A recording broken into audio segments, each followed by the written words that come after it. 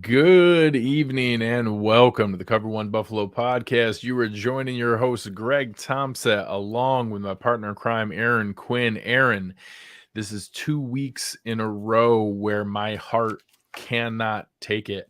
I don't. What is wrong with this team? I don't have answers tonight, but I have a lot of stuff that I got to get off my chest in terms of complaining about. So this might not be the typical Cover One Buffalo podcast post-game show that you guys are used to in terms of where we try to, I think we're pretty good at dialing things back, bringing back some perspective and helping people therapeutically get over it. I think I might need the help tonight, guys, in the chat. I'm not in a good spot with this team and the inconsistencies. I don't know what's going on. Yeah, you are joining us because the Minnesota Vikings came back to beat the Buffalo Bills 33-30 in overtime. In our own facility. Yeah, in Buffalo, being able to overcome at one point a 17-point lead, a 4th and 18 that they had them after what looked to be a game-clinching sack. Just unbelievable opportunities to get off the field over and over and over again. And they kept giving Minnesota a chance to stay in the game, and Minnesota did, and that they, are pretty much what I think we thought they were. They seem to be a, flawed team with enough elite players to make plays, and that happened. Dalvin Cook made elite plays. Justin Jefferson made some unbelievable plays, including one of the craziest catches I've ever seen on 4th and 18, probably not quite DeAndre Hopkins, but right there, and literally went up one-handed and took the ball away from Cam Lewis on 4th and 18.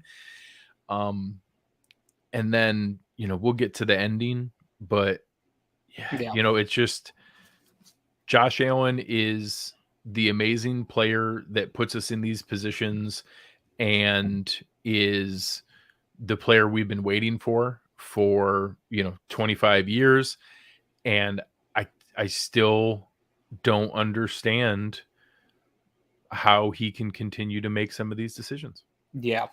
This is honestly probably exactly how Packers fans in the 90s felt a lot of the times. And ultimately, big picture, they had more successes than they had failures. But in some of these moments where you're not in this game if it's not for Josh Allen, but then you're also not in the position you're in at the end of this game if it's not for Josh Allen. I thought Greg just got mad and left the show, but looks like maybe some technical difficulties over there for my boy. But yeah, no, like, I'm just torn, Greg, because he is the guy we've been waiting for so long. And the way he plays, he puts you in the position to be in any game that when there was 40 seconds or whatever left, I knew that this team could go down and get a field goal because you have a guy like Josh Allen. But then the mistakes, man, the fumble out of the end zone, just botching that snap. That's 1,000% on him in that situation. Just the turnovers in the red zone, the one on 4th down where he kind of just threw the ball softly away to Patrick Peterson. Like, I said it the other day, I don't know if it was on, but I think maybe it was with Pat Moran, that it just feels like you're a parent when your kids, I was potty training one of my kids. Everything was going fantastic. We're smooth sailing. And then all of a sudden he craps his pants. And it's like, oh, bud, I thought we were past this. And that's just where I feel right now with some of the mistakes we've seen over the last 2.5 games with Josh Allen. And that's a small sample size. I think we can get things corrected, but God, I'd be lying if I would said I wasn't worried that not a regression, but just we aren't over the things that we thought we were. Yeah. There's just so many things that I had convinced myself of that, hey, they're going to stumble. You look at situations for the Rams last year during the Buccaneers Super Bowl run, during the Chiefs Super Bowl run.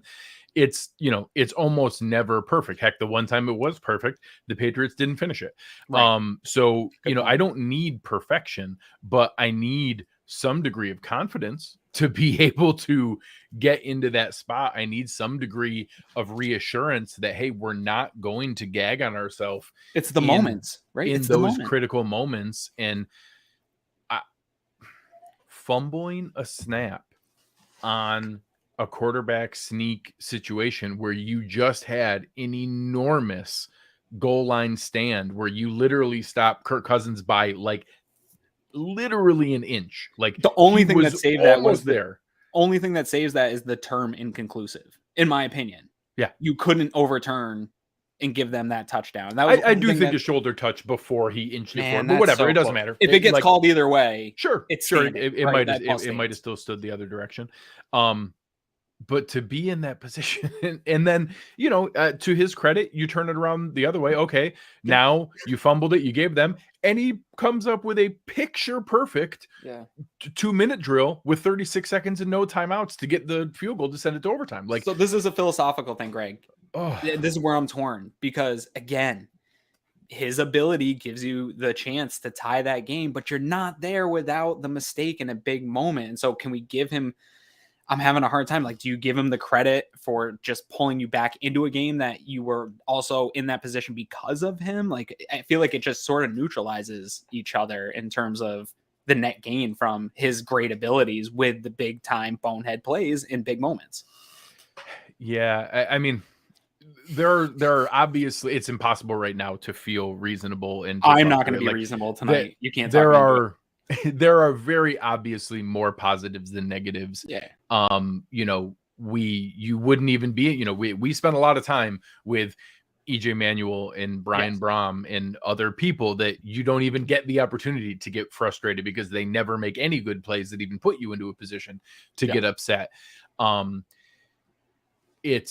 It's because of those great plays. It's because of the amazing abilities. It's because of what he's able to do that makes it so heartbreaking, because you see what the capabilities are. You see what the potential is. You see what the possibilities are. And we rightfully set expectations based off that, hey, we expect you to be good. We expect you not to try, you know, throw these lollipops to the other team in these avoidable situations. Like, we expect you to be able to do those things because you've shown us what you're capable of. Mm-hmm. Yeah, it blows my mind again that we're back reverting to some of the things. It's the red zone turnovers. Like, that's something really I thought we were well past, and making those plays. I got into an argument on Twitter, because that's all you do on Twitter is argue. I like in that situation, even though it's a fourth down, like, I understand you don't want to give up on that play and throw it away because it's a fourth down. There's no real benefit, but that play, almost all the results of the play that happened on that 1 4th down where Patterson took it back another 40 yards after the interception. Josh almost got hurt on that play. You almost gave up a pick six. Like, everything was a net negative compared to just throwing it away. And it's situational awareness in that moment too. I know he's got the arm to make those throws that we love, but in a game that's getting close and getting away from you, and your defense has done you a number of favors. You know, when we start going through the play drive by drive here, you're going to see that, yes, the defense is frustrating, and they gave up 33 points in this game, and they have plenty of blame, way more than I've given them the rest of this year. They did still in the second half give your offense opportunities, and your offense let them down time and time again, and you can't do it in the red zone like that. Yeah. Yeah. Let's start to dig through what we just saw. And here, one more point before we get into the main. One point you were kind of talking about here about just how sloppy it has been for 2.5 games. Really the whole season's been sloppy on the offensive side of the ball, but things have sort of spiraled out. And they just made enough huge plays. And in most games, the 30 points like they had tonight was enough where we didn't care too much about the sloppiness, because this game would have been earlier in the season 30-13 or something like that. Yes. And to your point, the most frustrating part you brought up about Josh, that you know how good it can be, right? And that's what's most frustrating. And really, it's this whole team. Could you imagine? We haven't seen a clean football game from this 2022 Buffalo Bills football team, and they've boat raced a number of good teams in this league. And that's, to me, what is most frustrating about a game like this is just this. My show notes are littered with mistakes and personal errors and things that you're shooting your own self in the foot with. So I still have the hope that if they can turn these small things around and play clean, this could be the best team that we've seen in a long time. But man, it's the mistake. So yeah, let's unfortunately go through this drive by drive. Oh, we're going to relive it right now. Oh, good. This is going to be awesome. So let's go in first quarter, a rare 3 and out. It started out, they got the ball. actually, weird. Stephon Diggs tries to do too much. Like he has it, probably is only going to be like a 2 or 3 yard gain, but he tries to cut all the way across the field and loses 4. Yeah. They get a little bit back to Khalil Shakur and then end up had to take a timeout for burn a timeout again. Which is, first half ones, I don't lose my mind, but I know, but still it's still wasted. like Still in wasted. that first scripted plays, you should be on. Oh yeah, you should be ready. Right? And it's still 3rd and 8. Like 3rd and 8's not like, it's not like you were crazy off script. Like we're used to 3rd and long. And then obviously misses Gabe Davis and Sam Martin punts it to Minnesota. That was almost an interception right off the bat. It hit, I think, Brown's helmet. It like skipped off Brown's helmet on the 3rd and 8, and it almost turned into an interception there right out of the gate, which wasn't great to see. Yeah. And then, obviously go right back here, get to where you think you're going to be in good shape, incomplete pass, -1, 3rd and 11. Hey, that's exactly where we want him. Kirk Cousins is the worst quarterback in the NFL on 3rd and obvious when it's, obvious passing down, 2nd or 3rd down, 7 and 8 or more. That's exactly where you wanted to be. That's exactly the position you want to be in. And what, is going to end up being a harbinger of what we saw the rest of this game. Justin Jefferson, 46 yards on a ridiculous catch and run. Then, boom, right back to it. Dalvin Cook, quick pass to Hawkinson, and then right back to Justin Jefferson. Yeah. And it certainly felt like one of those, 3 and out. They come back and score. Oh my God, what are we getting ourselves into? Honestly, this though didn't totally scare me because this shows up all over film for Kirk Cousins and the Vikings this year of scripted plays. They're just, you get Kirk Cousins where he knows what he's supposed to be doing and getting the looks that the defense, that they're expecting the defense to give him in those plays. He's going to succeed. And it really, even after this, up until the second half, that logic seemed good, right? Like, oh, okay, they're going to do some stuff in the scripted stuff, and then the Bills will be able to really kind of clamp back down on them. But unfortunately, there is more to the story here. But at this point in the game here, after that drive, I agree it didn't look great, but I thought, okay, well, they'll settle down after the scripted stuff and get this thing in order. Yeah. And then Buffalo did answer. You saw a fantastic kick return by Duke Johnson, got it all the way out into Minnesota territory. Then quick plays to Diggs, plus a little bit of a penalty. Got nice a couple run toxic in a row there. Yeah, by Singletary ripping one off, and then go right back to it. And you had Singletary punch it in. And it felt like, okay, all right, we weathered the tide there. We answered.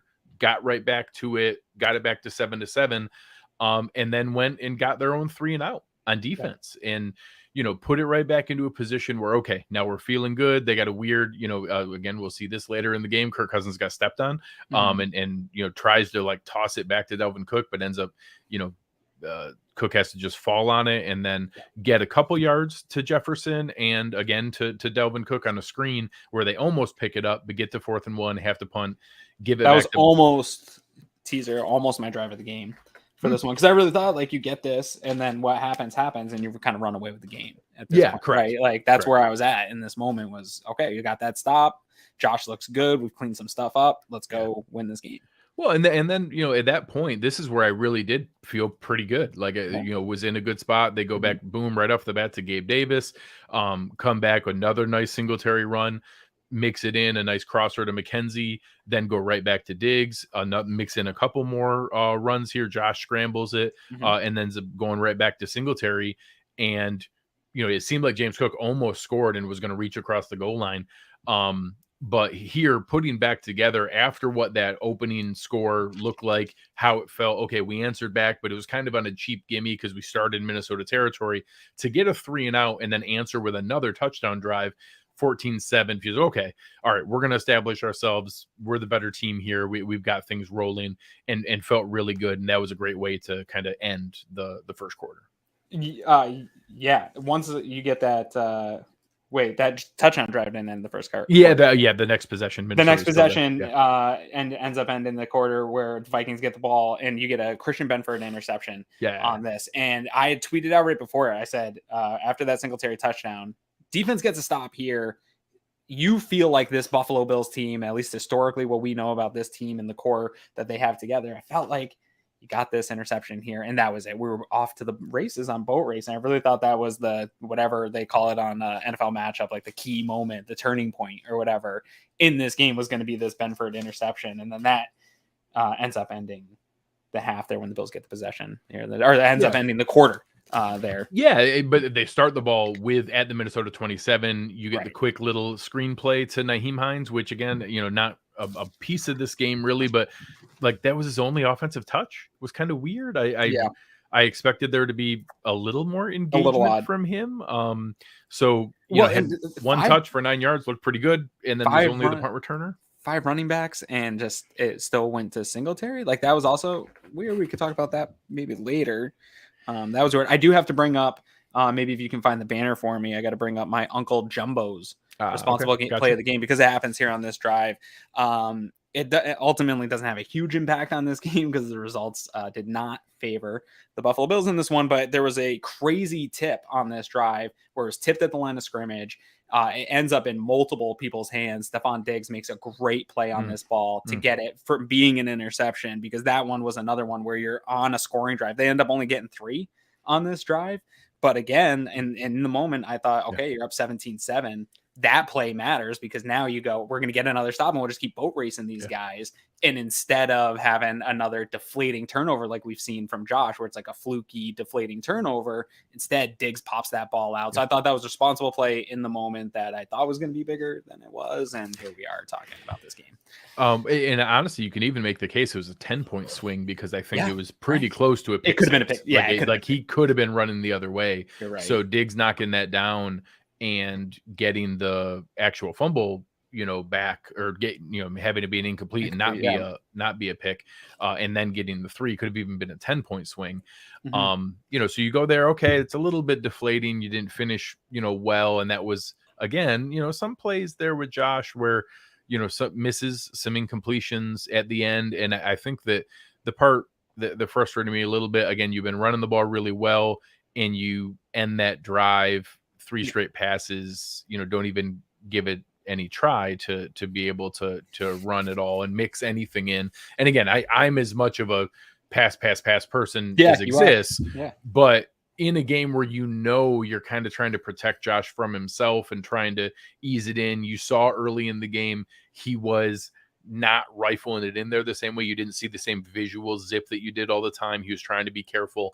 It was a little disappointing in the way they did that. And Minnesota answers back. This one, they come back with, a handful of nice run plays. Alexander Madison had a couple.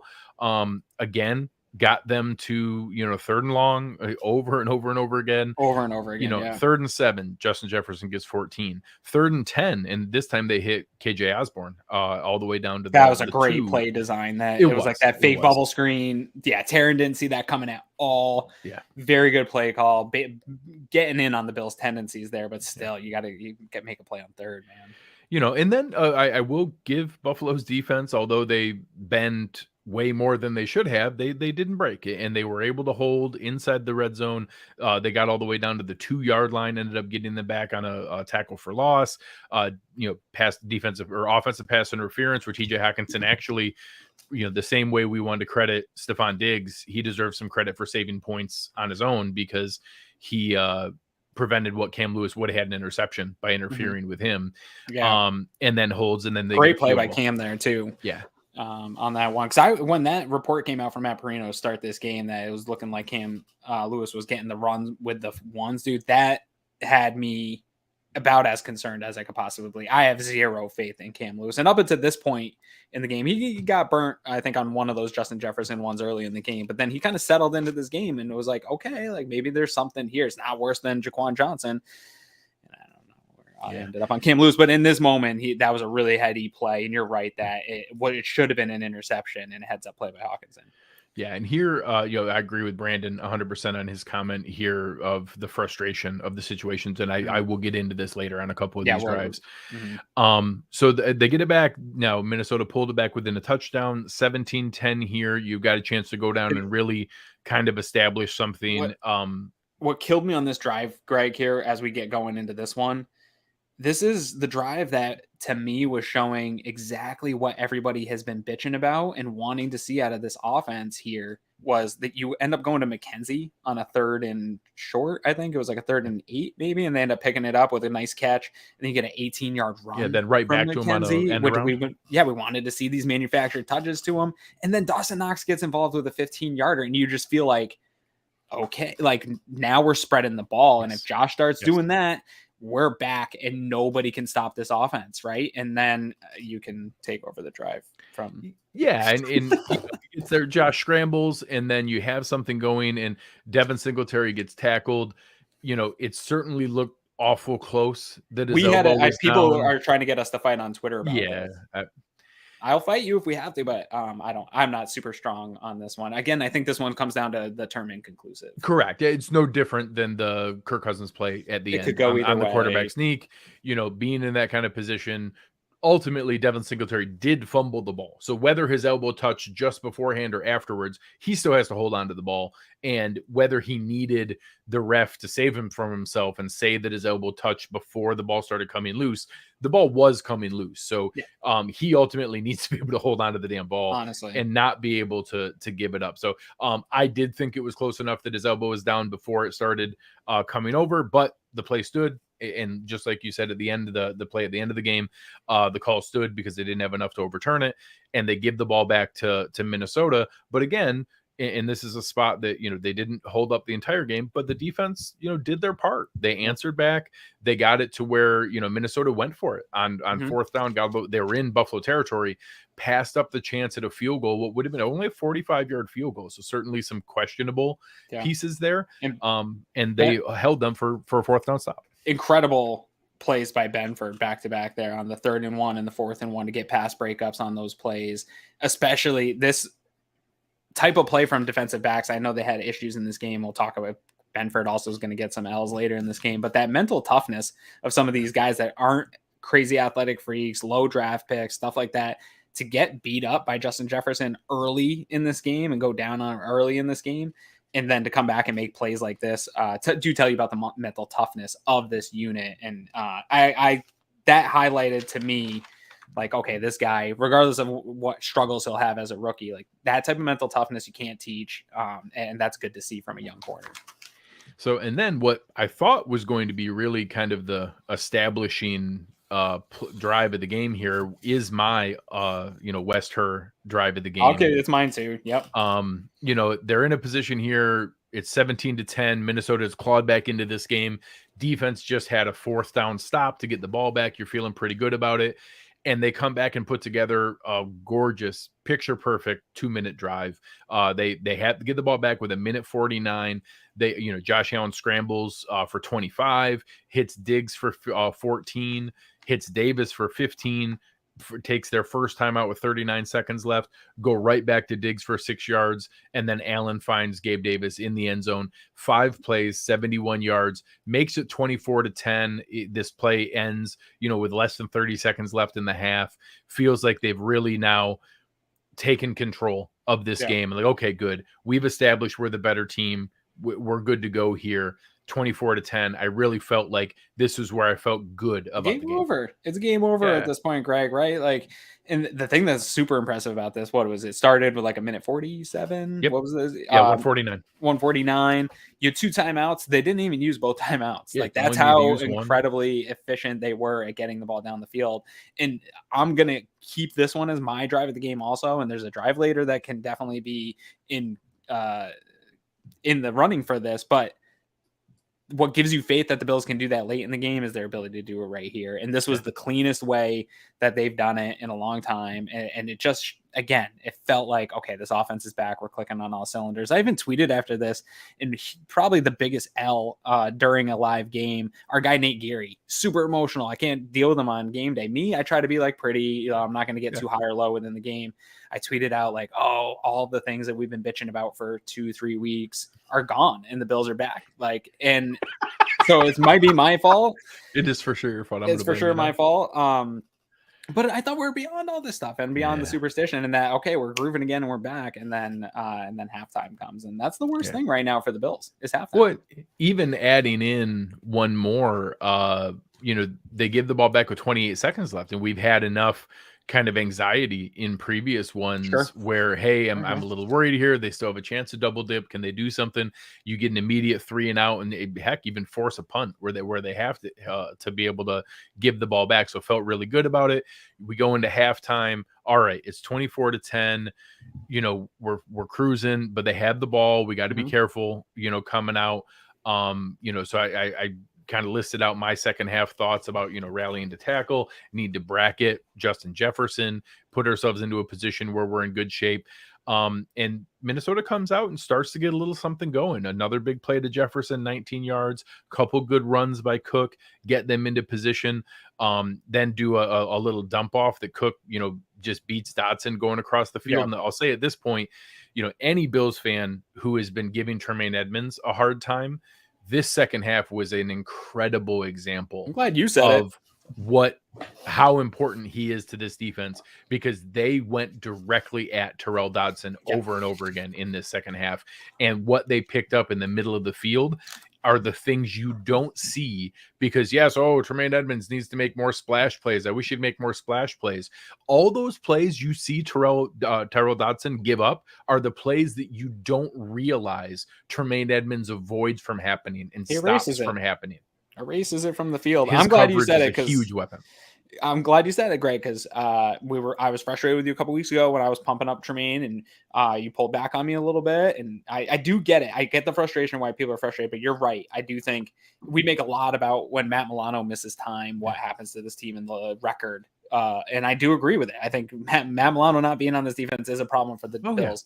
Yeah. It's also true about Tremaine Edmonds. You've talked about it before. They are more similar in terms of what they provide this team than people realize. It just, Matt's comes with, this guy's going to blow up plays and run crazy into plays. And Tremaine's comes with, he erases 15 yards in any direction wherever he is.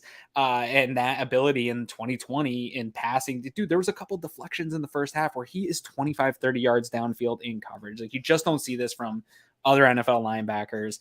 And I thought he was having a great game up until the point where he got hurt, but absolutely. If there's a case for Tremaine Edmonds to get a nice contract extension, it is this second half. You're absolutely right. Thank you for saying it, Greg. I had him and Christian Benford as two of my highlights of the first half in my halftime notes, was how great of a game Tremaine Edmonds was having. And hey, this is really coming together. He even had a chance. He had a play that could have been an interception. Oh, it was a beautiful coverage. Had a couple chances. He kind of got hit by DeMar Hamlin and it wasn't able to make the catch. But ultimately, this drive here ends in an interception. They're going down the field. They try to take a deep shot. Dane Jackson comes up with the interception. And now, this is, now in a spot where, hey, I'm feeling pretty good. Kirk Cousins' second interception. They didn't score either possession going into the half or coming out of the half. We avoided not only no double dip, they didn't get anything. We have the ball back here.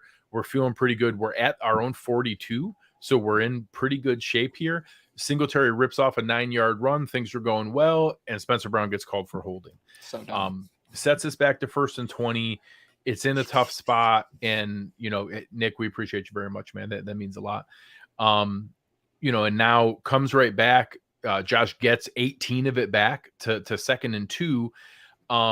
And now, I'll contradict myself that some of the reasons that we're frustrated with why aren't they trying to run the ball in these short yardage situations is because we're not converting, and that they were at 2nd and 2 at midfield. They give the ball to Singletary. He can't convert. Then we're in 3rd and 1. I don't know if they don't feel confident in the quarterback sneak play. Obviously, they did at the end of the game. They felt confident in it. I really 3rd and 1 at midfield. I would have loved the Gabe Davis motion push play behind Josh Allen. Like, I don't really understand. They go into no huddle in shotgun. Josh gets sacked. We have to punt the ball back. And a rare, not that it matters, but a rare bad punt from Sam Martin. It was only 41 yards and no hang time. But, that one, again, we're going to see a run of it now from this possession forward.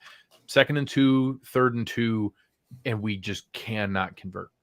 Yeah, it's just frustrating to me, too. Like, when you look at the drives that started the game where we all felt like the offense was playing its best. And if you look back to end of the year last year when we all felt like the offense was playing its best in the playoffs and stuff, Devin Singletary gets going, and not feeding him as a hot hand when he's going and not just in the situational stuff on third and shorts and stuff like that. Like, get him the ball when he's running the way he is, and it just feels like they float away from it as the game goes on, and then try to bring it back in a third and short situation, and you haven't maintained keeping the run established.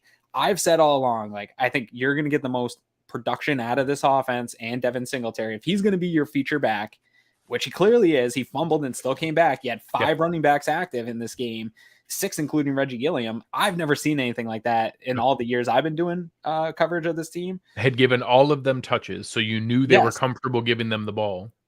But Devin's still that guy. I do think he needs about 20 touches. It doesn't have to be 20, but I think you have to continue to have him going throughout this game to keep teams balanced. I think the offense just functions better when you have a solid running game going. And if it's going to be Devin, I think he needs a bulk of the touches. If you're going to do it by committee, I think you're going to run into spots like this in games where the running game stalls. And in the NFL, man, if you stall 2 drives and a half, like, that is exactly how teams stay in games.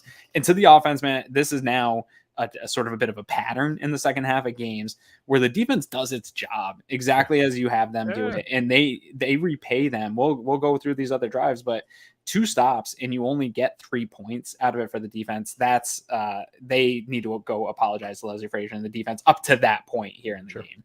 Sure. And being, in that spot here, even heck, the way they flip it around, again, they didn't convert, even getting to midfield and you only get them at the 23-yard line when they get possession. Like, that should be a spot where you pin them deep. So lots of mistakes in the way they did it. But again, the defense did their job, and that, they come back, you punt the ball to Minnesota. They lose 6 on first down on an awesome play by Dane Jackson, knifing in. Big play, then, again, get to third Vaughn long. Forced a big third down there, that 3rd and 5. He had a nice play where he blew it up. He was a little bit quiet today, but he stepped up on multiple third down plays. Oh, yeah. It came through in some big plays. Had a couple tough third and long conversions. TJ Hawkinson caught it in the middle of like 3 dudes on the one that was tough. But got down here and again, made a stop when it mattered. They weren't able to make the play, get them to punt the ball back. And they're able to, get it down there the way that they need to and get the ball back. And here is where, again, I really felt like they had a chance, and they finally started to establish a little bit in the run game, where they get a little bit going for Singletary, a couple passes, had some nice plays, got a couple nice ones to Dawson Knox. But again, passing it to Cook, and the one that killed me, you've got a couple good run plays. Singletary hit one, Cook had a nice one. You get down, you're at 2nd and 2 at the Minnesota 22. And, again, a weird 2nd and 2 play. And then Josh checks into a run when it's Duke Johnson in the backfield with you out of shotgun on 3rd and 2. And, just a frustrating spot to be in. And they had just done that nice counter tray toss to be able to get the yards from James Cook. Like, get something out there. We know we're not like monstrous between the guards from, that's not our spot. Get guys out in space, let them put their foot in the ground and go forward to pick a spot to get a yard or 2 and end up, petering out again in 4th and short, or in short yardage and settling for a field goal. It did put them up 3 scores. So ultimately not the end of the world, but they go up 27-10 here in what felt like kind of a deflating drive. I feel it's hard for me to say this, right? Because Josh was like hurt all week, but the lack of creativity in some of the short yardage stuff. And again, you check out of it. There's nothing you can do about that. I don't know what the original play call was, but in these short yardage situations, for me, it's still weaponized Josh Allen, whether it's in the red zone or whether it's in a short yardage midfield situation. Get him rolling, make the defense make a decision of whether or not they want to try to stop Josh Allen or stop him from dumping it to the 2 or 3 guys crossing at different levels of the field. Like, allow Josh Allen out in space to make those decisions. I think you're going to win so much more than you lose. But this like sort of traditional offense of like, okay, we don't get the look we want, and you check into a run with Duke Johnson and you just run into a wall. That's where I do think, like, I'm sure Eric's going to tell me I'm wrong and that was the right check into, but it is where you want what we think of with Ken Dorsey, and we talk about what a great play caller he is of getting your guys to force the defense to make some decisions, and then you dictate to them. It's not based on the look necessarily that they're giving you. I want this offense to be dictating in those situations. And to me, it's rolling Josh out, make those guys make a decision. Josh is probably going to pick right most of the time, although I don't know if he will anymore.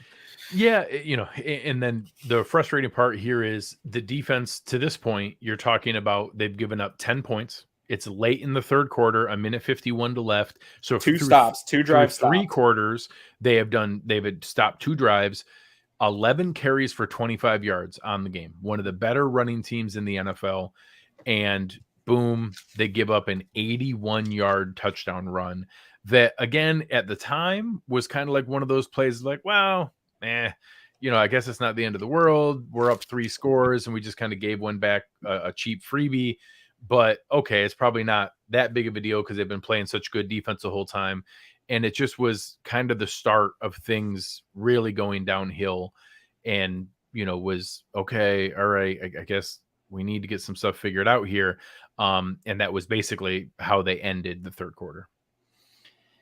Yeah, man, this it's a heartbreaker because it really is 3 drives in a row stopped, right? Going back into the first half, the defense really played so well. And this is the problem where if your offense isn't, even though you have a 3-score lead or whatever it is, if you do not continue to put points up on the board, you just leave opportunities every time the offense gets the ball. And when you have a team like Minnesota, like the one thing we knew about Dalvin Cook, we talked about it with Arf, like at any point he can take a ball 80 yards. Like that is the game you play. Jefferson's the same way. They have those type of playmakers that can just rip a game open at any point. And this one's tough. One thing I'm not going to accept from anybody on this play is DeMar Hamlin. I think that people are going to confuse what his responsibility was. He did his job. The back went pushed outside, and Benford in open space. That's a tough ask of anyone to go up against Dalvin Cook in open space. This is why he is who he is, but he's got to make a better attempt at attack on that play. Cam Lewis took a bad angle on this play, but he wasn't catching him in that open field, even on a good angle, if we're being honest. And just between the two of them, I'll live when it's a 20-yard run. You can't let him break it off for 81. Like, hey, between the two of you, I need it to at least limit it to, okay, they broke off a nice chunk play. Good for them. You cannot allow it to be an 81-yard touchdown run. You can't. No. And this is a play that I want to know what happens if Tremaine Edmonds is in a situation like this, because he has been playing the side to side run a lot. But I mean, this shouldn't be the excuse for why the game spiraled out of control in the way it did for the Bills, right? Because the defense had done its job up to this point. So to your point of talking about this drive, like, yeah, it sucks. Now it's a 10-point game again. This should still be a 3-possession game, but I did feel like you could live with it. But this is where I got to change my toxic differential, because this play should have been a 5-play, whatever, huge, 5-point toxic differential. At least 4, 80-yard plays every day in the NFL. It's game. Huge. Yeah. So, flipping over into the fourth quarter here, the Bills get the ball back. Okay, it's 27-17. They start technically at the end of the third quarter where they're coming across. Start off right off the bat with 5 yards to Diggs.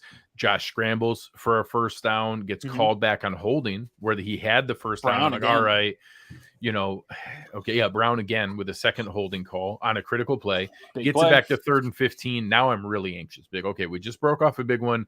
We're now going to give the ball back to them immediately. Yes.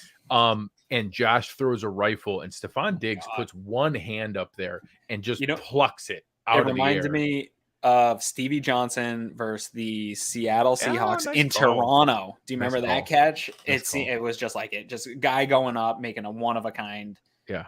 Unbelievable catch. Yeah, unbelievable play. And then again, same idea. No gain for Singletary. Allen gets sacked again, this time by Danielle Hunter beating Deion Dawkins around the edge, which we haven't seen a lot of this year. You didn't see a lot of Zaire Smith and Danielle Hunter up to this point in the game. Like they really, it was offensive line actually. At a point, I had the thought of like, oh, this is one of the best games we've seen on the offensive line. Yeah.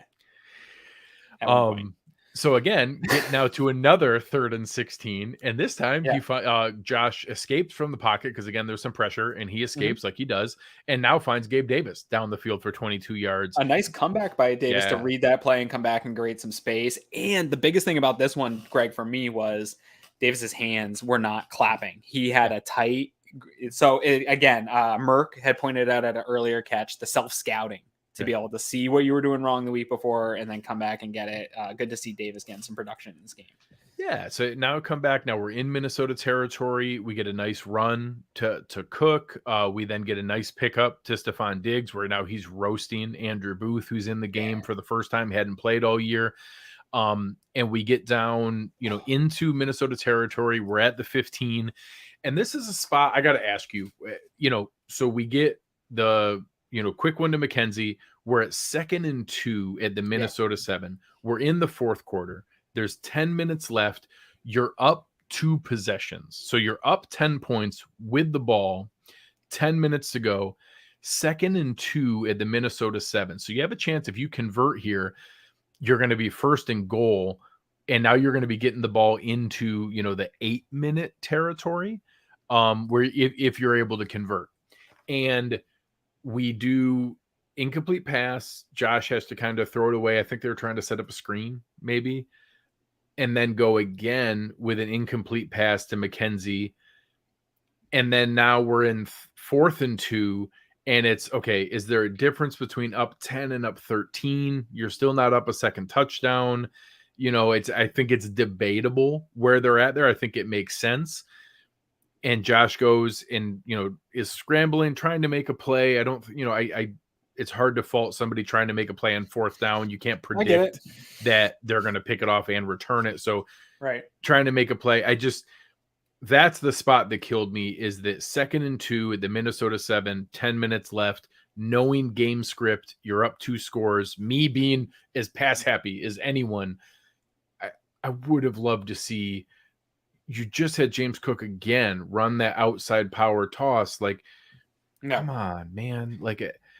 Dorsey really frustrated me going pass at 2nd and 2 from the Minnesota 7. You've already gone away from Devin Singletary in the run game at this point, really. And to me, that's, again, the problem is the lack of balance puts you in a situation where you are maybe not predictable, but you're seemingly a little bit easier to defend.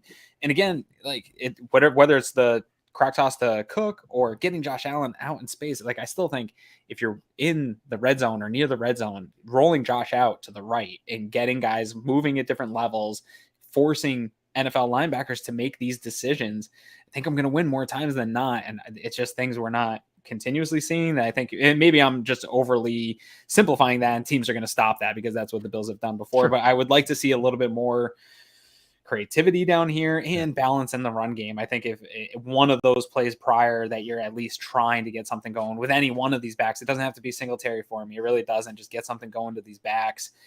I want to see that, or even just a leak out to Hines, get these guys involved, be creative, find ways to get it done in the red zone. And that's just the heartbreaking thing about this right now, Greg, is all this stuff is killing drives where you're in scoring range and you can get points on the board, and you're just making huge boneheaded mistakes. And a terrible part about that 4th and 2 as well, you're right. You don't think that it's going to get intercepted and taken back, but it is a possibility. And then you get Josh out there running.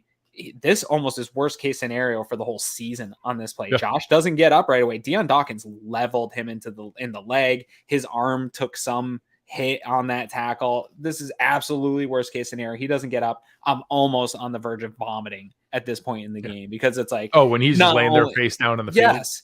You not only did you just make a huge boneheaded move to keep a team in the game, and I just tweeted at this point, the broadcast I thought was terrible. First of all, I think Fox is by far the worst in my opinion, and they're just used to the NFC teams and don't know anything about the AFC teams. It's true. They favor them ridiculously. They continued to say the Minnesota defense really kept them in this game, and I was like, man, the Bills' freaking mistakes are keeping them in this game. They shredded them up and down the field. But once that interception happens, it's they are in this game though. The Bills had 486 yards of offense. Yeah, no, the Vikings defense, it was so stupid. It was the dumbest comment you can make. And the Bills were in the middle of shredding them in this drive, and they're the defense has really kept them in. And it's no, Allen and the mistakes and going away from what you're doing well is what kept the Minnesota Vikings in this game.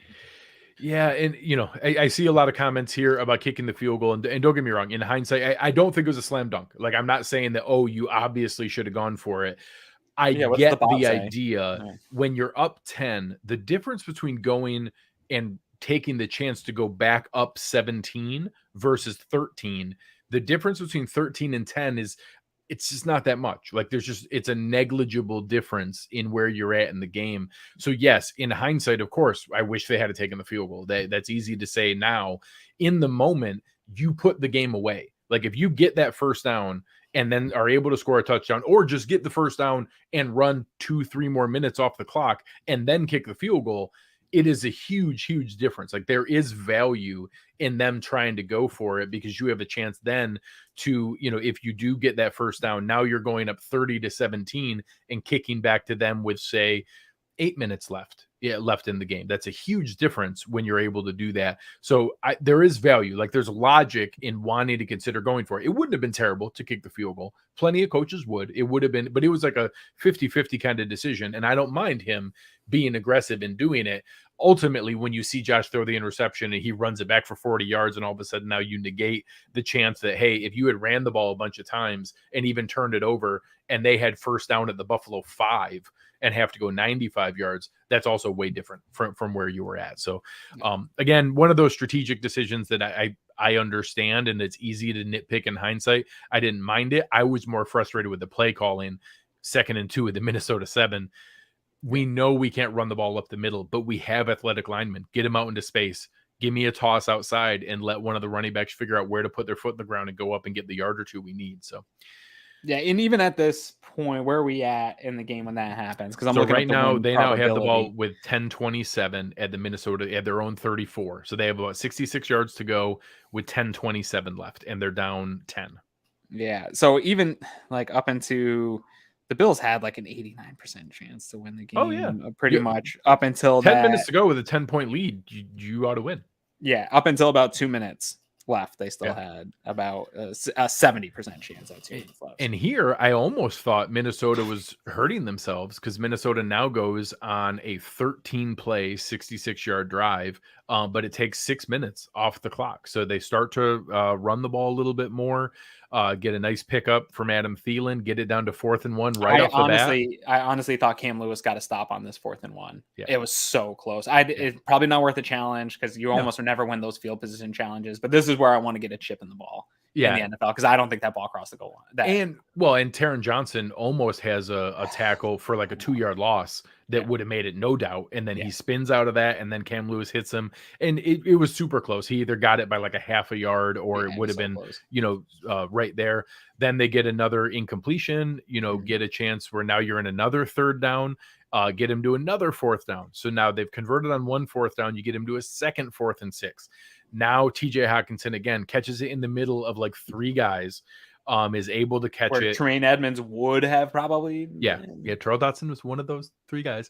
Was right there, ends up getting it to where they convert again, another 4th down, then get another incompletion. And then now all of a sudden they start moving the ball. They get a big play to Adam Thielen. They get a scramble from Kirk Cousins, who scrambles down to the 3-yard line. Get it to 1st down. They try to throw a fade to Jefferson. And then here, a good example where they played into the Bills' tendencies. They played away from their tendencies with a creative play. They went with a fake jet sweep and gave CJ Ham his first carry in 5 years. So again, this is not something that we would have seen. This is now Kevin O'Connell going deep into his playbook for a play that he knows the Bills haven't seen. This is what I'm looking for out of Ken Dorsey in these short yardage like this. They didn't have to lean on Dalvin Cook or Justin Jefferson or one of their critical guys. Their guards suck too. Yeah. They're no good in the middle of their defense. They have 2 good tackles, and they have 2 guards that aren't any good. So they're not, leaning into the strength of their team, running up the middle, but they found a creative way on a fake jet sweep to then give to the fullback, and he converts for a touchdown in a play that gets him back. And then oddly misses a critical extra point to make it 27-23. And it's so hard for me right now, because the defense deserves blame. You can't give up this many points in the NFL and not look at the defense at all. This drive, you have multiple 4th downs where your defense they made it hard. The Vikings really had to labor in this drive to get down the field at times. and they end up scoring. Like at some point, you're going to allow NFL teams to score. It just happened. It sucks that it just started to bleed out at the end of the game. But I just keep going back to the 3 stops you had before this, and you just cannot expect your offense to stop them every single time, especially when you're coming up against 4th and 6 and they're converting them. Like, yes, you want to get in, the defense has to make those plays, but it is hard to stop an offense in the NFL the way it goes today. And I felt a little deflated on this one, and I felt bad for the defense because the offense really is not doing you favors at this point. You've gotten the 3 stops. They've gotten 3 points out of that, and this should just be a different game at this point, and it's not. And now everybody's looking at the defense, pointing the finger. Well, Aaron, speaking of the offense letting the defense down, the Vikings now kick off. Mm-hmm. The Bills have the ball. 4 minutes and 34 seconds left. Didn't even give them a break. It's 27-23, and I'm like, okay, you want to know what? They can put this away.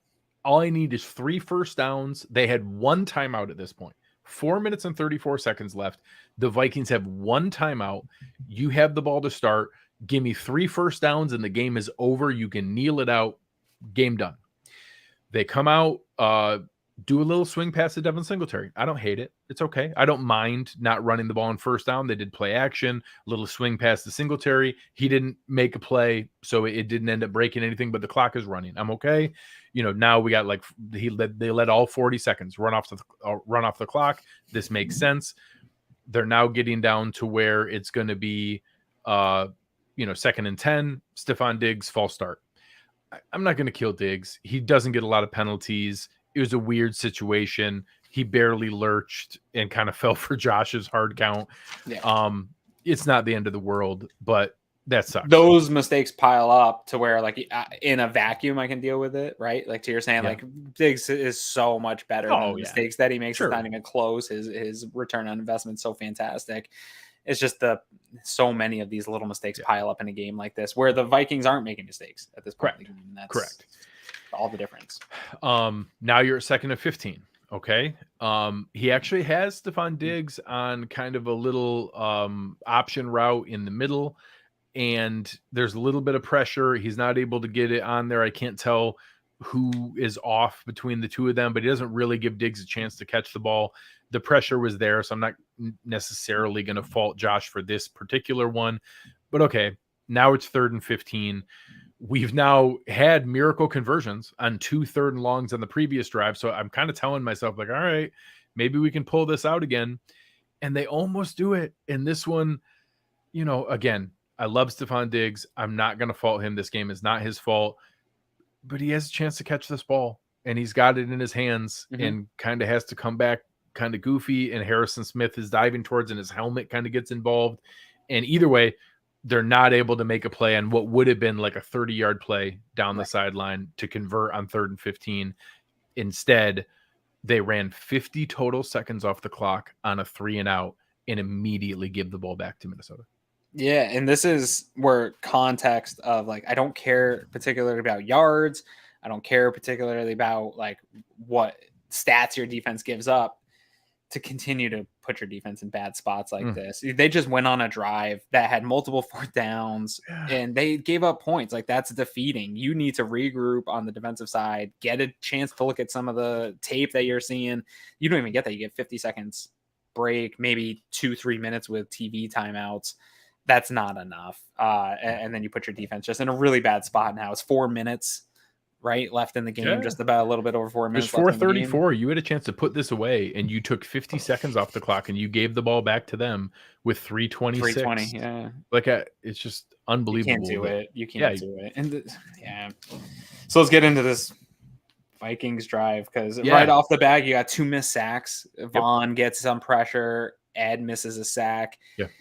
This feels like everyone was so frustrated with Jerry Hughes all those years, and Vaughn's way better than Jerry Hughes. He's making the sacks, but like the other guys, it just seems like there's a lot of times where Bills players get back there and they're just in the big spots. A guy like Kirk Cousins shouldn't be hard to sack in that situation. But and then Boogie Basham does come through with a sack. So I thought he was going to get a penalty on there's a little extra throwing down. Yeah, maybe a little.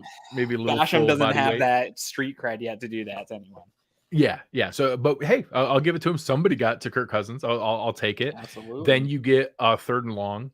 Tarrant. Then Von Miller comes through. Awesome play. beats the tackle with a power move that he then chucks him by. I wrote like, this is why you went and got him. I said the same thing. You paid him. I love you. I didn't see it. This is it. You pay this guy this much money in a third down spot. This is a big spot. You've just been making your defense suffer. You've put him out there on the field continuously. You've let this lead vanish. Von Miller in to save the day. And this was my thing, even with like if Josh wasn't going to play or whatever it was, and you have Poyer hurt and Herr, I was like, dude, we still have Von Miller that lines up on this team. And just it didn't end up going our way after this. So if you want to take the next play, I'll let you continue. Oh, all right. So the next play, I won't lie. In my head, the game's over. Like it's 4th and 18. Now that's going to happen at 4th and 18. I'm already thinking about my West Herr drive of the game. I'm thinking about my Uncle Jumbo's responsible play of the game. It's 4th and 18 at the 2-minute drill. They have one timeout left. Like we're going to get the ball back and kneel it out. The game's over. They get there. We have pressure on Kirk Cousins. The pocket's collapsing. He just kind of chucks it up and he goes up. And I say, oh, Cam Lewis is going to go up. And here I want to read the quote from Cam Lewis in the post game. Honestly, thought it was over his head. Effing 4th and 22, knock the ball down, bro. I'm not a selfish player. I always try to put the team before me. Just got to knock the effing ball down, plain and simple. Cam Lewis went up, tried to make the interception instead of just batting it down. And as he goes to catch it, Justin Jefferson gets one hand on the ball, and they honestly like compress the ball together. So as they come down, their two hands stop the ball from about an inch from touching the ground. Mm-hmm. And then as they come up, Jefferson just grabs it and pulls it and tucks it in. It looked like it was going to be an interception. It would have been very easy for him to two-hand bat and just knock the ball away, and just didn't have the presence of mind. And again, you're talking about a player who had never started an NFL game before and is now also never started a game at safety in a critical spot. Of course, he doesn't have the reps to know in the moment of exactly what to do. It's the first time he's ever been in that spot. Yeah, it's a tough spot to be in. He's got to know this isn't the first time in the Bills. He was in that room when this happened against the Cardinals in that like Hail Murray experience. Drills they made them do in the. So that's why you do those things and you go through these lessons. What I'm kind of we'll get to it here at the end. I'm kind of getting a little bit frustrated with like I saw they talked about how frustrated here Matt Beauvais and Dan Fitz have both tweeted that this is the most visibly frustrated they've seen Josh in a post-game interview. We're not to the end of the game here yet, but I don't care anymore. I don't care about this is a good lesson for us to learn from. Like how many freaking punches in the mouth do you guys need to get before you just learn the lesson? Yeah. Okay. Let's continue with the game. I'm sorry, Greg. So that ended up being a 32-yard pass. Now, all of a sudden, with a minute 24, the Vikings are in Bills territory. Now you're also in a spot where my emotions and reaction is the same as what the Bills players were. They thought they were done too. Now you have to regroup, figure out what the hell is going on, get back into position. Kirk Cousins goes right back to Adam Thielen. Christian Benford here, like he was 2 full steps out of bounds and then also spun Thielen. Like I think he was, I have no idea. I think he was trying to knock the ball loose, but it was a dumb play. Gave them an extra 15 yards. Yeah, that's a toxic differential play right there. Yeah, now a 9-yard play is now a 24-yard play. Puts him down at the Bills 17. Another shot, Justin Jefferson goes up high. Not a ton you can do here. Cam Lewis tries to knock it loose, but Jefferson goes up high and gets the ball. And now the Bills are reeling. Minnesota has 1st and goal at the 3-yard line with 1:09 left. And I'm now trying to figure out, oh my God, are we going to have enough time to get the ball back? Do we let them score? I've got all those scenarios going through my head. I will say, none of the coaches had a great game here, but they did properly use the timeouts in this scenario to try to stop it. So they used their first timeout here at 1:09. Now you see the same weird play where Kirk Cousins gets stepped on, loses 3 yards. Now it's for 2nd and goal at the 6. Buffalo uses their second timeout, 1:05 left.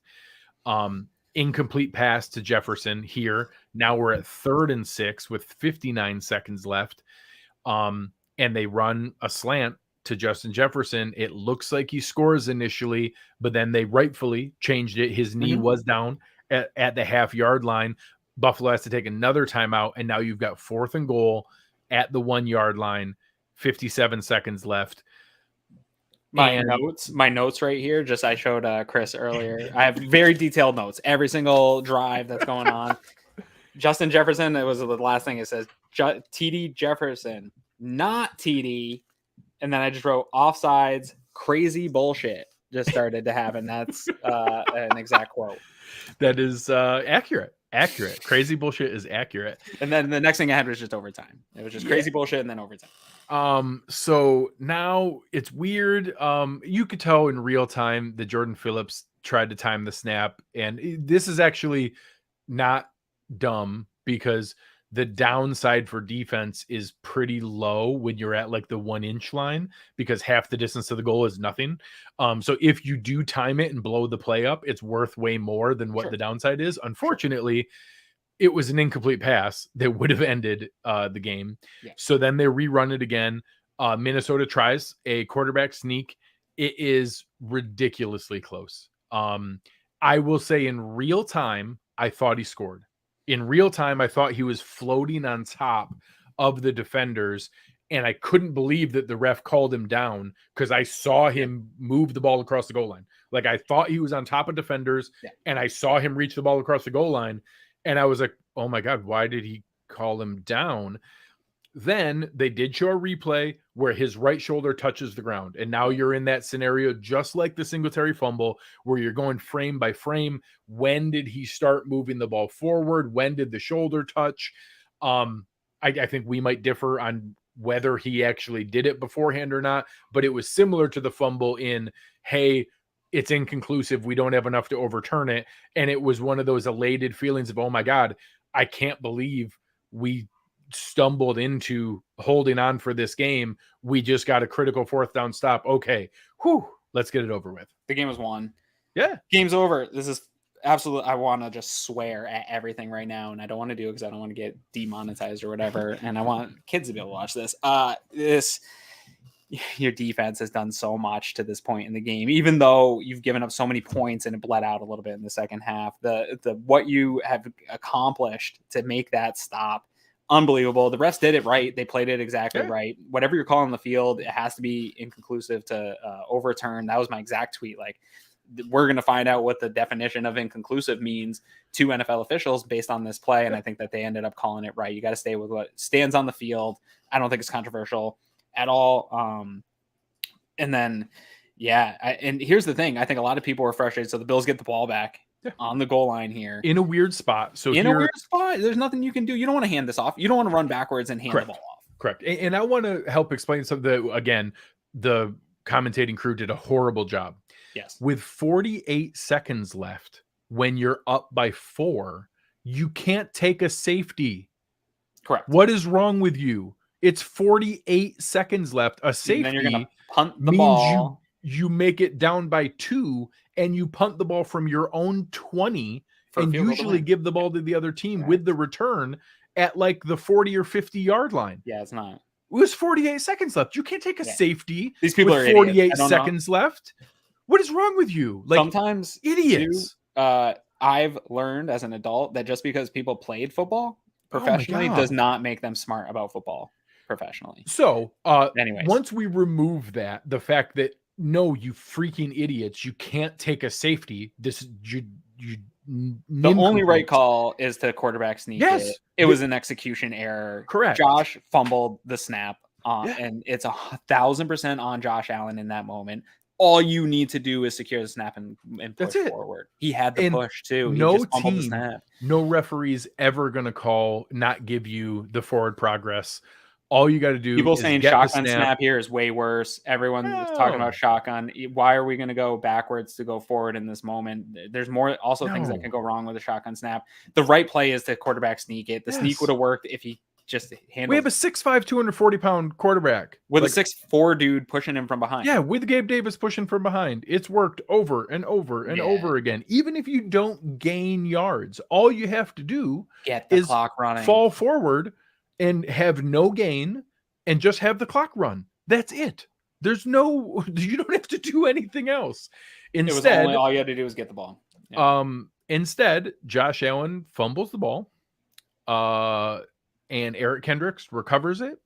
They did look at it, but it was very clearly a recovery in the end zone. Eric Kendricks did everything right.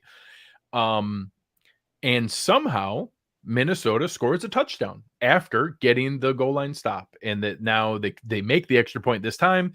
It's 30-27.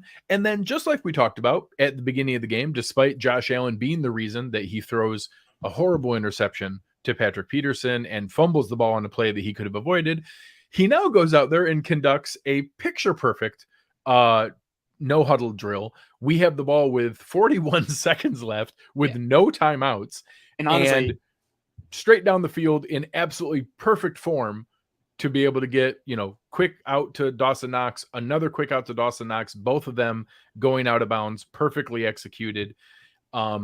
Then Minnesota has to waste their final timeout, which somehow they never even had to freaking take, even though they had one timeout left with 4:34 left when we could have ended it.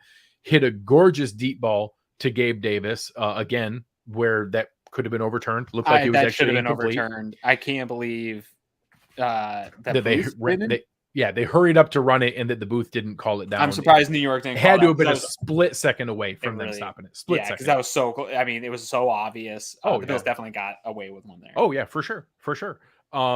And then get a quick out to Isaiah McKenzie, and then even had a chance. They called a double play or a double move on the rookie Andrew Booth.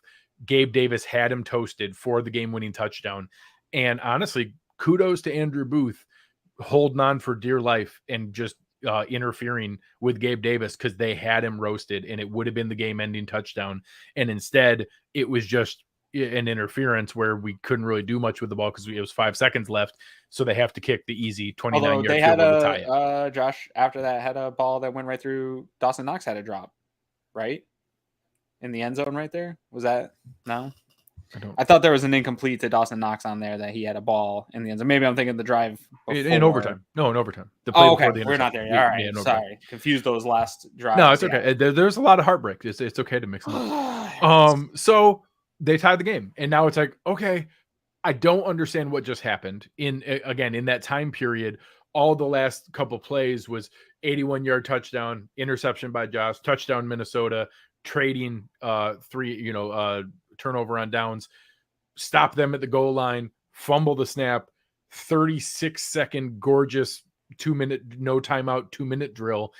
And then, okay, what the hell is going on here? My phone is exploding. All of my family is texting, checking to see if my heart is okay. It's not okay. I'm still not okay. I won't look at my Apple Watch. You don't even want to know what it was. But okay, we're in overtime. All right. And now I had to go back and look. The Buffalo Bills have now had 10 games and 1 overtime. That's 11 coin tosses so far this year. The Bills are now 1-10 in coin tosses. It's a coin toss. Like, I understand if it's like 7-4, 6-5, maybe even 8-3. We're 1-10. We've won one coin toss all season. It's so weird. So of course we lose the coin toss, even though I thought it was really good mojo. They sent Micah Hyde out there for the coin toss. I liked it. I liked the energy of it. Didn't matter. We lost the coin toss. And now it starts to really feel deflating. Now, Delvin Cook 10 yards, Delvin Cook 9 yards, Justin Jefferson 13 yards, even with a penalty on them and a sack. We got him back to 2nd and 22. Okay, feeling good. We're back in our own territory, 2nd and 22. I don't know that Christian Benford had horrible interference on this play, but again, couldn't get his head around. And you put him in position where Jefferson sold it, flailing around with his arms, and an elite receiver is going to get that call. Yep. So again, after converting on 4th and 18, they now converted on 2nd and 22. They have the ball at the 36. And again, Delvin Cook for 10 yards. We have an incompletion. 3rd and 10 though, yeah. We get him stopped here. We get him to 3rd and 10. Again, Justin Jefferson, 24 yards. This one's kind of in the honey hole. Like, it's really hard. It's behind the corner before the safety can close on it. And pretty good coverage at the time. But again, Dane doesn't get his head around. and like he kind of plucks it off of his head without knowing the ball was coming, and Damar Hamlin has to kind of try to knock him out of bounds. Yeah, one thing that was frustrating, I think the corners, defensive backs had a tough day, especially in the second half here. But one of the things that was frustrating to me on a lot of these like third down situations was you really saw a comfortable Kirk Cousins in the pocket. And we just know if you can get the pressure on him, get some heat on him, the balls, his splits are not good. And so it was the bigger moments outside of that. Vaughn had that big third down one before we got into overtime. He had that big pressure, but somebody else, it doesn't have to be Vaughn. Somebody's got to step up on a 3rd and 10. It doesn't have to be a sack, just getting pressure, getting him off his spot, because to leave him in there continuously on these long plays is also a disservice for the defensive backs. We talk all the time is, what is it, pass rush or defensive back play? And it's both. You got to really work in tandem. It's always been both. And not getting pressure on some of these big third downs led to them being able to work the ball downfield. Yeah. And so now you're in a position where now it feels inevitable. Now it's 1st and goal at the Buffalo 2, and you're feeling really rough. And again, the bend but don't break mentality. They did a lot of bending. Unbelievable. But again, the defense kind of came up with it in that, get a stop on Delvin Cook, a 3-yard Matt Milano. This one, I actually think Jordan Phillips blew up the play, but then Milano goes and cleans it up for a 3-yard tackle for loss. Then Ed Oliver blows it up and gets in there and sacks Kirk Cousins for a 10-yard loss. Then again, there's pressure in Cousins' face, and he tries to throw it to Thielen, can't complete it. Holy crap, I think we survived here. Greg Joseph has missed already an extra point. It's not a guarantee. He makes this. He converts it. Okay, we're down 3, but we got a chance. We got a chance here. We can salvage this. And I wrote at that point in my game day thread, I don't care how. I don't care if we deserve it. I don't care if it's ugly. Just find a way. Find a way to get this over with. Find a way to get a win. That's all I care about. And they get rolling. They get going. Josh Allen kind of takes it into his own hands. 18-yard scramble, then a 20-yard scramble. We're down at the Minnesota 34. Pass to Stephon Diggs. We're now at 2nd and 3 with the 2-minute drill at the Minnesota 27. Things are coming along. Another pass to Diggs. We've got it cooking. We're down at the Minnesota 20, 1st and 10 at the 20, minute 25 left, both timeouts left. Everything's under control. This is the play you were referencing. This is exactly, I just saw in my notes. God damn it. Pass to Dawson Knox. Right hit him right in the gut. This isn't much different than the play that Benford got called on. Shelley never looks back, never makes a play on the ball. It almost hits him. I thought he had his head. I didn't have a problem with the coverage. I'm not even calling for pass interference, but it was very similar. But he ultimately doesn't get there. It disrupted Knox, but he still had a chance. And here's the thing: Justin Jefferson made these. I'm not expecting the Bills players to be Justin Jefferson, but their playmakers made these plays. Diggs had a drop in a similar situation where a guy made it harder for him and he dropped it. And then here this is the game here. You haven't had a lot of production from Knox. You got a chance to be the hero. Yeah. This was the play that you got to make if you're supposed to be the guy you just got paid to be. Yeah. And I don't want to be dismissive. I'm not out on Dawson Knox. No, we just hard catch to make. Yeah. We just gave you 4 years and $52 million. I'd like a $52 million tight end to figure out a way to make a catch against a guy who's never freaking played before. Yeah. And the spot that it's in matters. I need you to make that play. And then, the final play. I didn't even see what happened on this play, Greg. I saw the result and I honestly wanted to throw my computer across the room and vomit and then have to come do this show.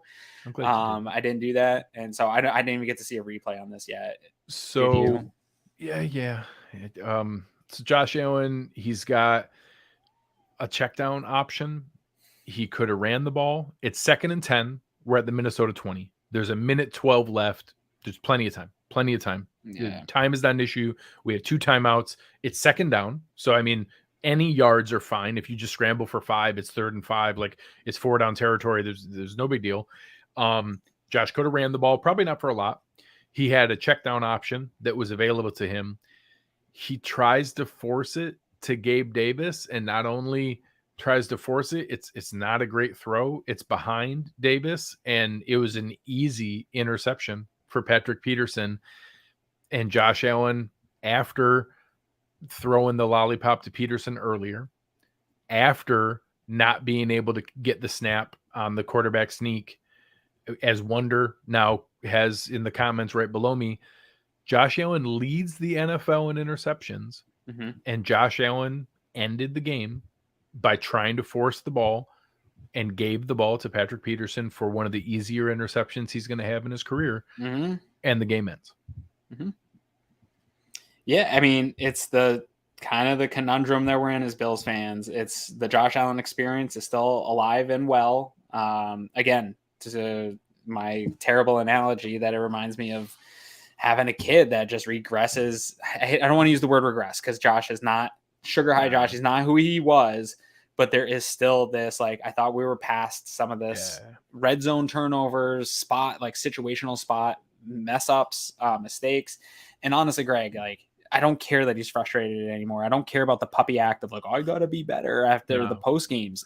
I'm beyond that. Pouting on the sideline with his head down. And the helmet. We're too many years into this. You're not a kid anymore. You're not a rookie. You're supposed to be one of the top elite NFL quarterbacks in the entire league. Face of the franchise, face of the league. You got to make the plays. This game ultimately doesn't matter. It drops your chance at the bye 15%. You're still a playoff team. It doesn't matter. Your ultimate goals, all that's still ahead of you. It's going to matter at some point. I need Josh to start making these plays and get rid of this boneheaded stuff. And if it happens, I just don't want to hear the pouting, the excuses. We got to be better. This builds character onto the next. Like, they're going to say all that stuff. I don't care. I'm out on all of it. Here, I'll give me the results. I'll give you some of those. Von Miller, games like this build character. When you're a prize fighter, you're going to hit a couple, going to get hit a couple times. Sure. We've been hit so many times in the mouth. Kansas City, Miller, like, it's a new season. Von Miller wasn't here for all of it, but this team is supposed to be beyond this, Greg. Stefan Diggs said Von Miller always says don't blink, but I think we may be blinking. Yeah, I'm pretty sure you are, Stefan. I'm pretty sure the team's blinking. Von Miller, I pray that teams think that they've got us figured out. Well, I mean, until we prove it kind of seems like they do. So let's now take a minute and step back. I think between the 13 seconds, somebody rattled off a whole bunch of them before. The Hail Mary against Arizona, the ending of the Houston game. Why are we doing this to ourselves? Last week with Josh running around trying to make things happen and forcing turnovers, the end of the Packers game. The good news I have is that they're still 6-3. The Bills are 6-3. They control much of their future. They control their destiny. They have to play all the teams that they need to be able to beat and to be able to get into the playoffs and do what they need to do. Their next couple games, they're coming up. They have Cleveland, Detroit, New England, the Jets, and Miami. 5 games all right in a row. 4 of them are conference games. 3 of them are division games. Everything is in front of them. They have everything that they need to do to be able to end this and to be able to control everything that they want.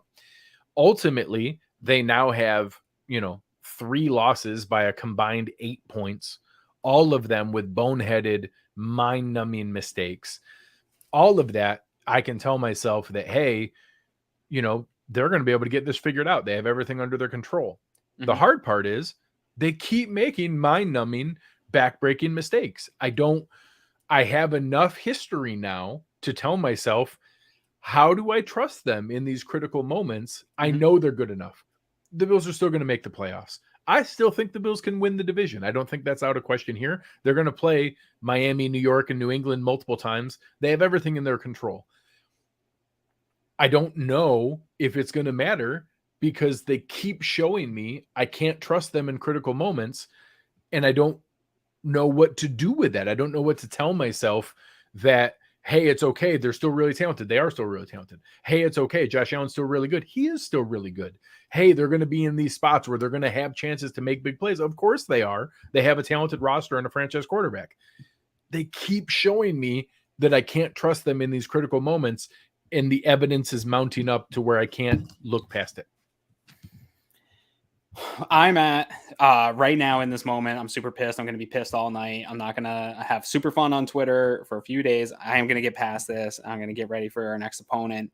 I can live with a month ish of a lull of football from the Sure. Buffalo Bills. We've been here before. They had a lull a season ago with things that we were coming on this post game show and being like, hey, there's no way this team's Win, going to be a loss, playoff win, team. loss, win, Yeah. loss.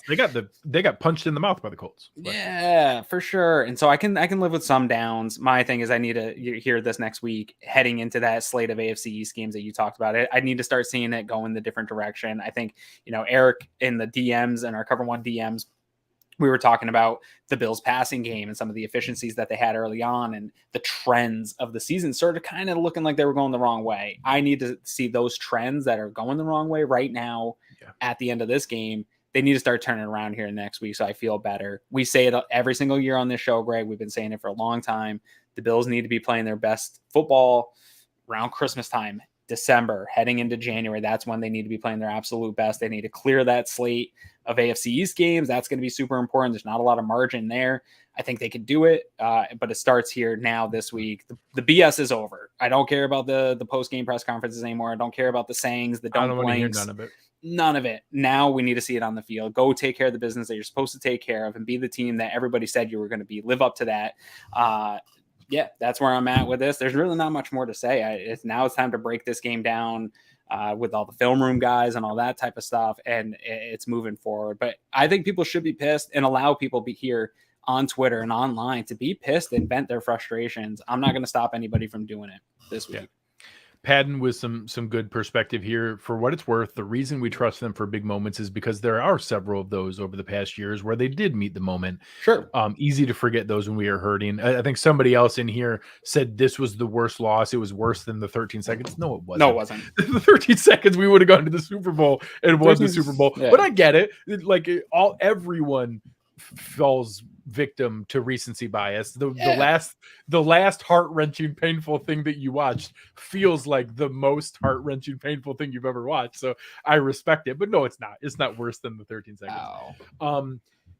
Ultimately this puts everyone in question. This puts Josh Allen in question. This puts Sean McDermott in question. This puts Ken Dorsey roundly in question. He needs to now show that, hey, you're 10 weeks into this NFL career as a play caller, 9 games in. You need a pivot. You need a counterpunch. You need to show you have the creativity in these short yardage situations to be able to help yourself.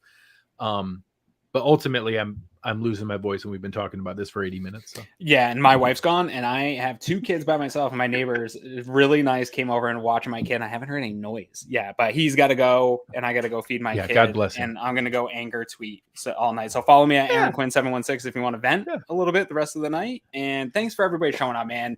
I do appreciate it. It's hard for us to show up for a show like this, but it's easier when there's a lot of people out here watching and supporting the show. So I appreciate every single one of you guys. It's not easy tonight, but you can leave if you need to. I'm going to pay some bills. I am going to do that. Do it. No, that's fine. I'm going to pay some bills real quick. Ultimately, help us out here. We have an opportunity to be able to take care of some things before you leave. And everybody, by all means, get ready to leave. Press the like button. Help us out. Go into YouTube. Press the like button. It really, really means a lot. Be able to press that button and get us going here. I want to show you guys one other thing. It's not easy to get on here after a heart-wrenching loss. I hope you can see how much this means to Aaron and I, all the work that we put in, all the notes that we take, everything that we do. If you want to figure out how to help us out, it's with this OnePass membership. Be able to help us out, sign up. It's $57 for the year. I still think we have a chance at this thing. We have a chance for a special season. It's in the show description notes. You can check it out there. It takes you into all kinds of inside stuff. If you're tired of Twitter, heck, if you're worried about Twitter and you're not sure where Twitter might go, you think Elon Musk might run it into the ground, come hang out with us in the Cover One Slack channel. It's freaking awesome. It's fantastic to be able to get in there.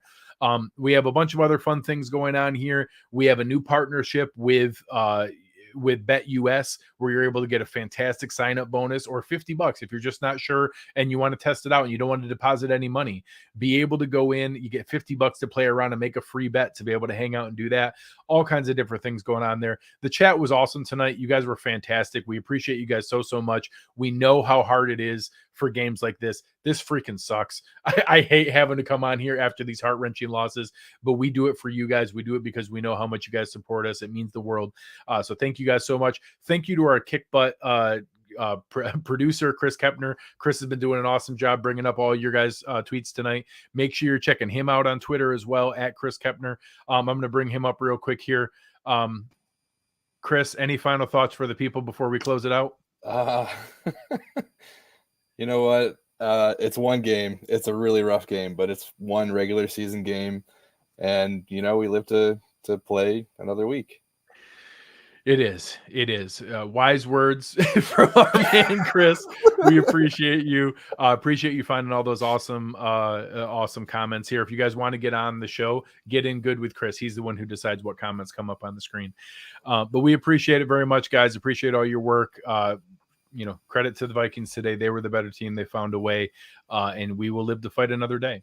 But on behalf of Greg Tompsett, Aaron Quinn, and our man Chris Kepner, you have been listening to Cover One Buffalo, and we are